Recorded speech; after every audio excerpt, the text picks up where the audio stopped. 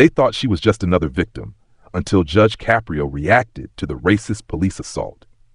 That sentence didn't exist yet in the courtroom, not out loud, not officially. At that moment, she was still just a case number on a screen, a woman standing alone at the defense table, hands folded so tightly her knuckles had turned pale. The room treated her the way systems often do, efficiently, impersonally, with a quiet confidence that whatever was written in the file must already be true. The clerk read her name from the record. It was wrong, not violently wrong, not mockingly wrong, just careless. One letter off, a syllable swallowed, the kind of mistake that would have been corrected immediately if the name belonged to someone important. The prosecutor didn't notice. The officer didn't react. No one apologized. The error simply hung in the air, uncorrected, like a small message everyone understood. Precision was optional here. Her name was spelled wrong on the screen behind her, pronounced wrong from the podium, repeated wrong again and again until it stopped sounding like it belonged to a real person at all. And she didn't interrupt. She didn't correct them. People who grow up learning how power works know when correcting someone will cost more than staying silent. The prosecutor stood, adjusted his jacket, and spoke with the practiced confidence of someone who had done this hundreds of times. His voice was calm, neutral, almost bored as he described her behavior. Uncooperative, he said. The word landed easily, like it belonged there. Behind him, the courtroom screen lit up with paused footage from the arrest. The image was grainy, slightly blurred, a body camera frozen mid-moment. In the frame, her face was twisted, eyes squeezed shut, mouth open in a sound the video could not play.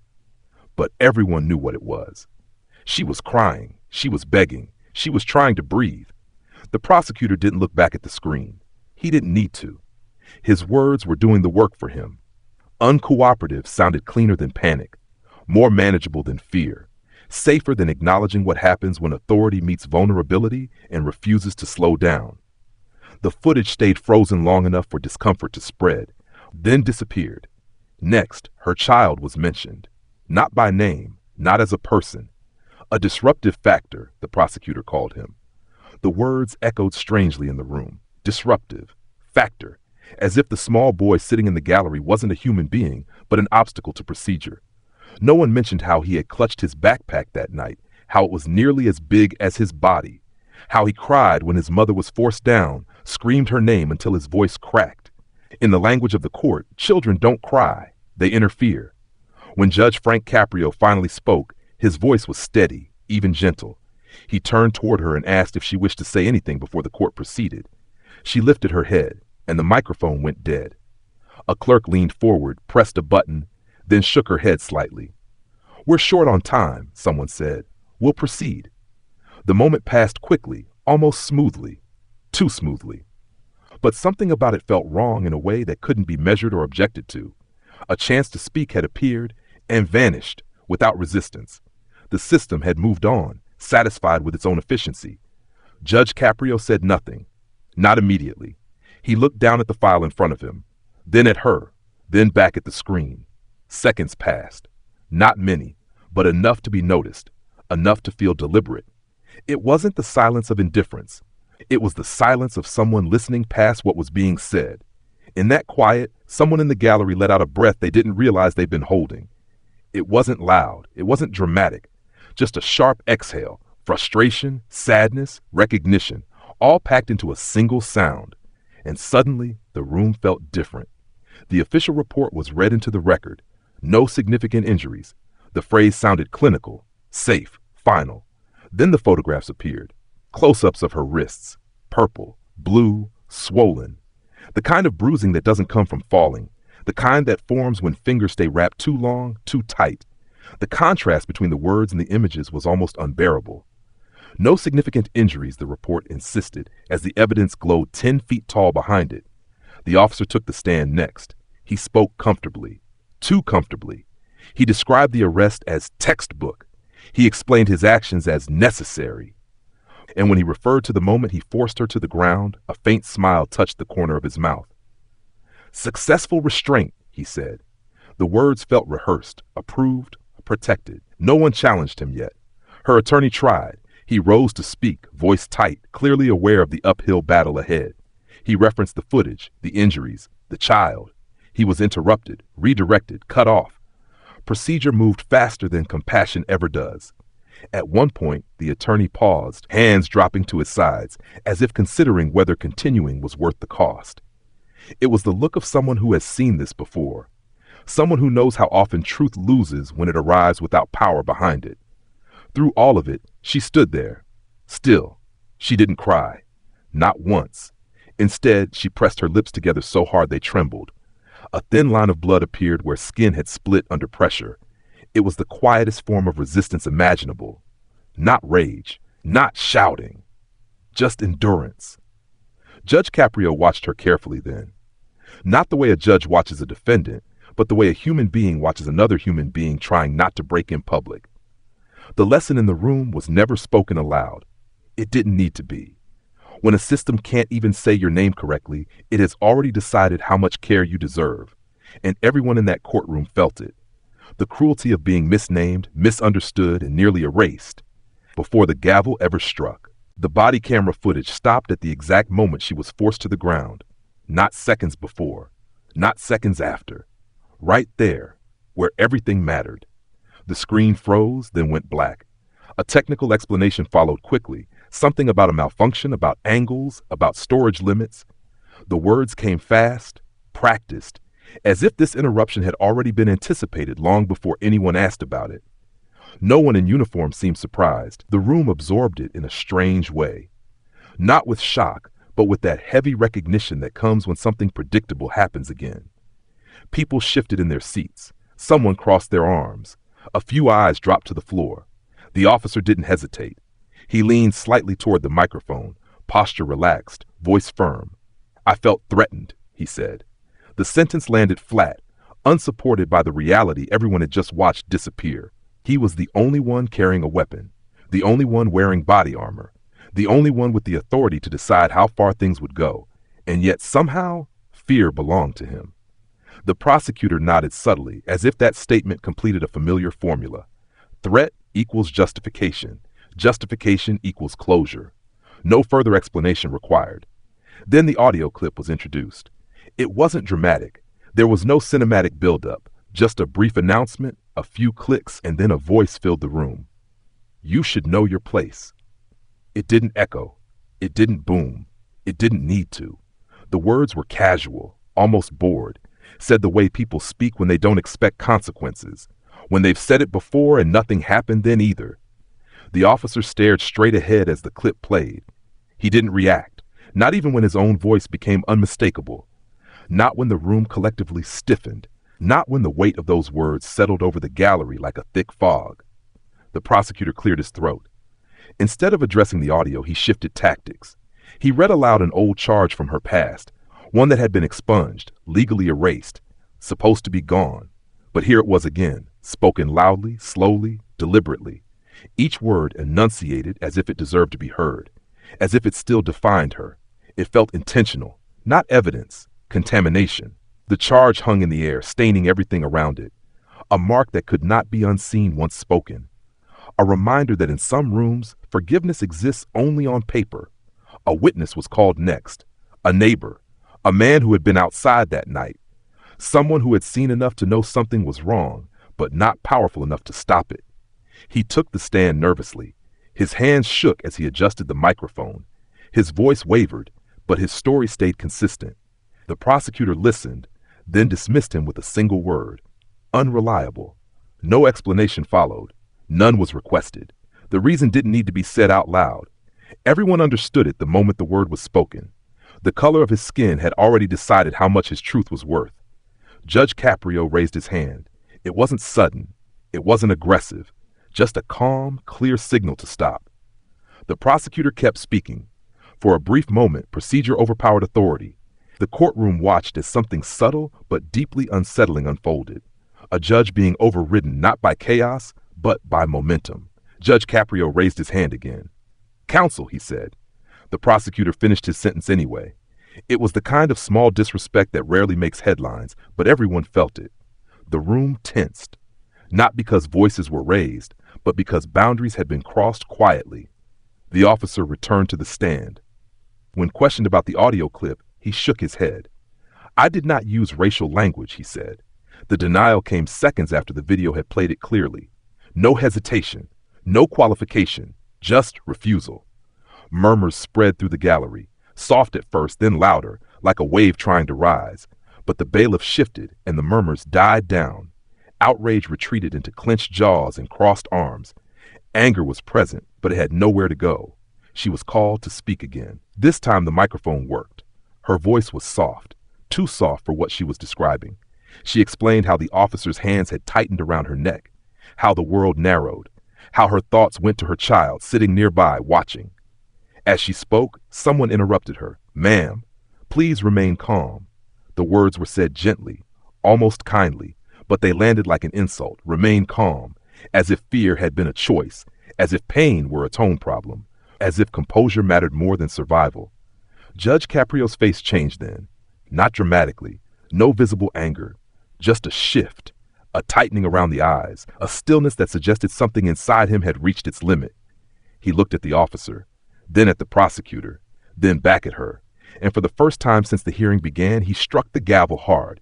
The sound was sharp, final, unavoidable. It wasn't a call for silence, it was a demand for truth. The room froze. Conversation stopped. Papers stilled. Even the officer straightened slightly, as if realizing something had changed. Judge Caprio didn't raise his voice. He didn't lecture. He simply allowed the weight of that sound to do its work. In that moment, a truth settled over everyone present, one that no legal argument could erase. Authority often demands calm from the very people it refuses to protect. And once that truth is felt, it cannot be unfelt. The procedure had been followed, the rules had been observed, the words had been spoken. But something else had broken through. Anger, controlled, restrained, but undeniable, had entered the room, and it wasn't hers, it was his. It didn't happen all at once. The truth didn't burst through the door or arrive with drama.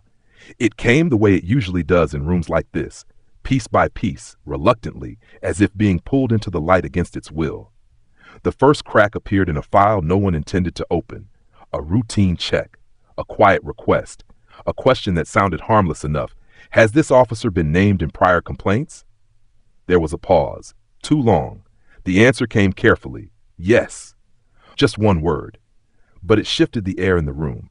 It wasn't his first complaint, not even close. Pages were shuffled, screens changed. A list appeared, dates, reference numbers, brief descriptions stripped of emotion. Excessive force, verbal misconduct, improper procedure. Each entry looked small on its own. Together, they formed a pattern that was impossible to ignore. Someone tried to move past it quickly, emphasized that complaints don't equal guilt, that investigations happen, that conclusions were never reached. Then came the phrase that made people sit up straighter. Several reports were marked as lost, not dismissed, not disproven, lost. The word floated there, fragile and damning. Lost implied carelessness, or intention, or something worse, a system designed to forget exactly what it should remember. Judge Caprio leaned forward slightly, not dramatically, just enough to signal attention sharpening into focus. A neighbor was called back to the stand. This time he didn't try to steady his hands. He didn't pretend confidence. When he spoke, his voice cracked almost immediately. He admitted he had seen what happened that night, more than he'd first said, enough to know it was wrong. "Why didn't you come forward sooner?" someone asked. The question wasn't cruel. It was procedural. But his answer wasn't. "I was scared," he said. Not of retaliation in theory, not of paperwork. He was scared of consequences he'd already seen play out in his neighborhood. Traffic stops that escalated, complaints that went nowhere, names remembered for the wrong reasons. He wiped his face with the back of his hand and looked down. "I didn't think anyone would listen." The courtroom absorbed that quietly. No one objected. No one rushed him. Fear had finally been given a voice. Then she spoke again, not because she was asked to, because she needed to. Her voice was steadier now, not because the memory hurt less, but because something inside her had shifted. The anger had stopped trying to escape. It had settled deeper. "I thought I was going to die that night," she said. No embellishment, no raised voice, just a sentence. The room stopped breathing. It wasn't the kind of statement people lean away from. It was the kind they lean into, even when it hurts to hear. It carried the weight of honesty, the kind that doesn't ask to be believed because it has already been lived. She described the pressure on her neck, the sound of her own heartbeat drowning out everything else. The moment she realized the officer wasn't listening anymore, she wasn't resisting, she wasn't fighting, she was surviving. Her child was called next. There was hesitation, a quiet discussion near the bench. No one wanted to do this unless it was necessary, but it was. The boy spoke softly, eyes fixed on the table in front of him. He confirmed hearing his mother beg the officer to stop. He remembered the words because they didn't make sense to him at the time. Mama kept saying she couldn't breathe, he said. Children don't dramatize, they repeat. That's what made it unbearable. The officer didn't look at the child. In fact, he didn't look at Judge Caprio either. For the first time, his posture changed. Shoulders stiff, jaw tight, eyes trained somewhere neutral, anywhere but the bench. It wasn't defiance anymore, it was avoidance. The prosecution requested a recess. The request came quickly, too quickly, as if it had been prepared in advance for exactly this moment. Judge Caprio granted it. The room emptied slowly. Conversations buzzed in low tones. People avoided eye contact with each other. Everyone knew what recesses like this meant. Momentum had shifted. When the court reconvened, Judge Caprio returned to the bench carrying no papers, no file, just himself. He sat down. Then, deliberately, he removed his glasses. It was a small gesture, almost invisible. But those who had watched him long enough understood what it meant. This was no longer about managing a docket. This was about reckoning. He didn't begin with accusations. He didn't lecture the officer or scold the prosecution.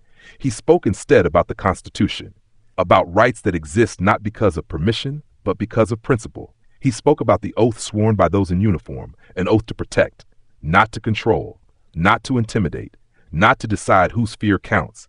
His voice stayed calm throughout. That made it worse and better at the same time.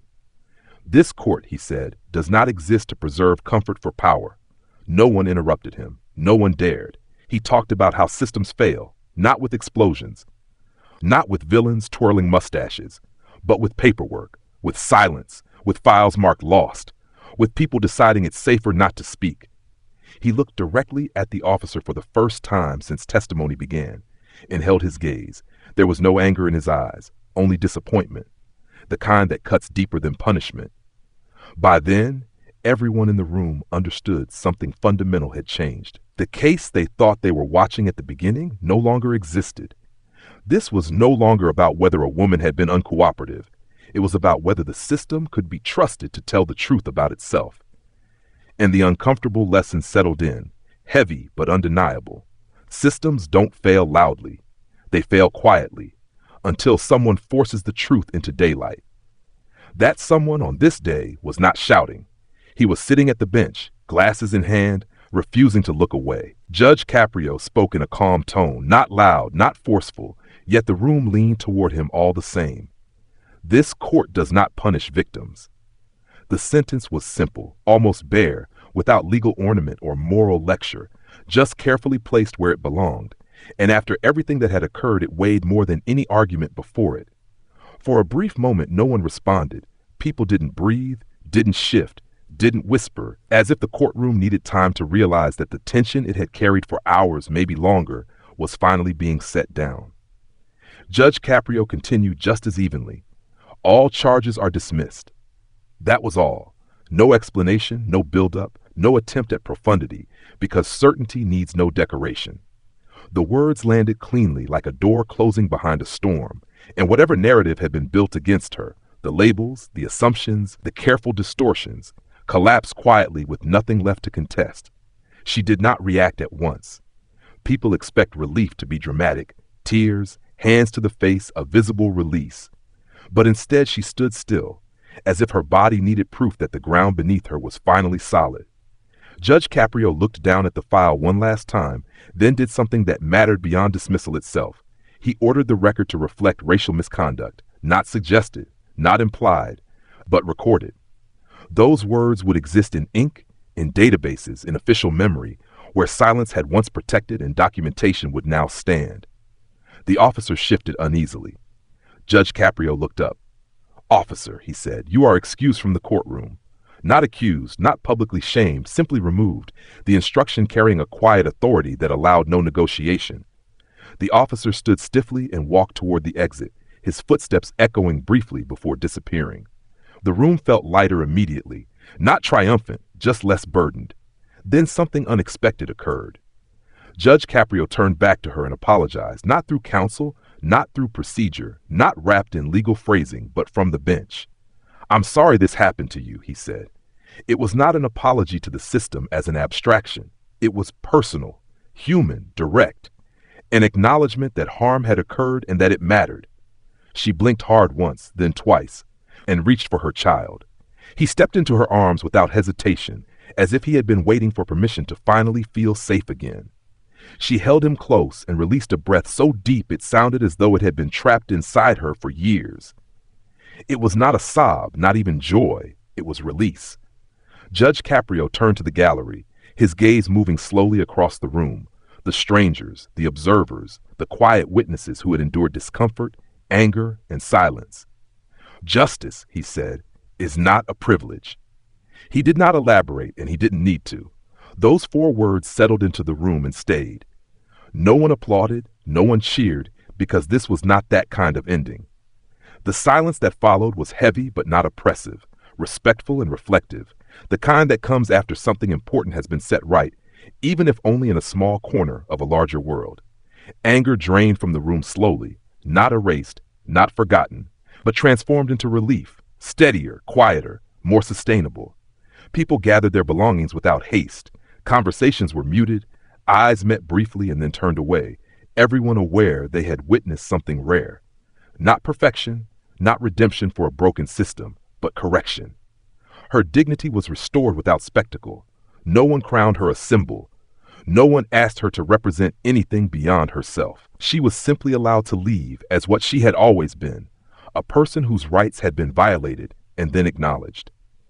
As she walked out holding her child's hand, there was no music, no slow motion, no lingering camera, just footsteps down a hallway, and that was enough. Because real justice does not shout, it does not need applause or demand attention. It corrects, quietly, firmly, and just in time for those who needed it most. Long after the courtroom emptied, long after the doors closed, and the hallway lights dimmed, the story stayed. Not because of the verdict alone, not because of the tension or the release. It stayed because of how it unfolded and what it quietly asked of anyone who witnessed it. Judge Caprio never marked the turning points with speeches. He didn't announce them. He didn't underline them. He let them happen through action. A raised hand, a pause that lasted longer than comfort allowed. A gavel struck not to silence noise, but to demand honesty. Each shift in the room was guided not by what he said, but by what he refused to let pass unnoticed. That mattered, because words are easy to forget. Actions aren't. The audience, everyone in that room, was allowed to feel anger fully before any release was offered. No one rushed to calm things down. No one softened the truth to make it easier to digest. The discomfort was allowed to sit. The frustration was allowed to grow. The injustice was allowed to feel as heavy as it actually was. And only then, only when the anger had nowhere else to go, did justice step in. That order was important. Too often, people are asked to move on before they've even been allowed to feel hurt, to accept explanations before they've named what was wrong. This story didn't do that. It trusted the audience enough to let them sit with their emotions, knowing that release means more when it's earned. The language in the room stayed simple. Short sentences carried more weight than long arguments ever could. This court does not punish victims. All charges are dismissed. Justice is not a privilege. None of those sentences tried to impress. None of them tried to sound historic. They were plain, direct, almost ordinary, and that's why they landed. Complex injustice doesn't require complex language. It requires clarity. Victory didn't come quickly. It was delayed just long enough to make fear real. For a moment, more than a moment, it truly felt like she might lose, like the system might do what it so often does, close ranks, protect itself, and move on. That fear mattered, because when justice arrives too easily, it feels fictional. When it arrives after doubt, after risk, after the possibility of failure, it feels real. It feels like something that could have gone the other way, and often does. No one in the room was portrayed as a hero. Not the woman, not the judge, not the witnesses. People were simply held responsible. She wasn't celebrated for surviving. She wasn't asked to be strong or brave or inspiring. She was treated as someone who had been wronged and then corrected. Nothing more was demanded of her. Judge Caprio wasn't framed as a savior. He didn't rescue anyone. He did his job, fully, carefully, without ego. That distinction matters because when justice depends on heroes, it becomes rare. When it depends on responsibility, it becomes possible. Power wasn't reversed for revenge. It was questioned and then restrained. The officer wasn't publicly humiliated. He wasn't attacked. He was removed. His actions were documented. His authority was no longer allowed to stand unquestioned. That, too, is important. Justice that seeks revenge only changes who's holding the weapon. Justice that seeks accountability changes the system, even if only a little. The courtroom, in the end, didn't feel like a stage. It felt like a mirror.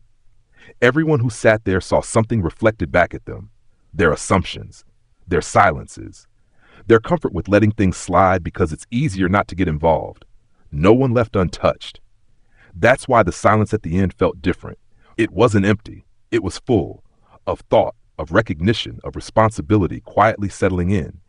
The story reminded everyone of something uncomfortable but necessary. Silence can be violent. Not loud violence, not dramatic violence. The slow kind, the polite kind, the kind that hides behind procedure and neutrality, and that's just how it works. Silence is what allowed reports to be marked lost. Silence is what kept witnesses quiet. Silence is what let a mispronounced name go uncorrected at the beginning of it all. And silence is what nearly allowed injustice to win. Justice felt satisfying in this case because it was earned, not gifted. It wasn't handed down as an act of mercy. It wasn't framed as kindness. It was the result of truth being dragged into the open and held there long enough to be acknowledged. That kind of justice doesn't leave people indebted. It leaves them free. And the lasting lesson, the one that follows you out of the courtroom and into your own life, remains simple. Being heard is the first form of freedom. Not winning, not punishment, not even justice in its final form. Being heard. Saying your name and having it spoken back correctly. Telling your story and not being interrupted. Describing your pain and not being told to stay calm. Being heard doesn't fix everything, but without it, nothing else can begin. That's why this story stays.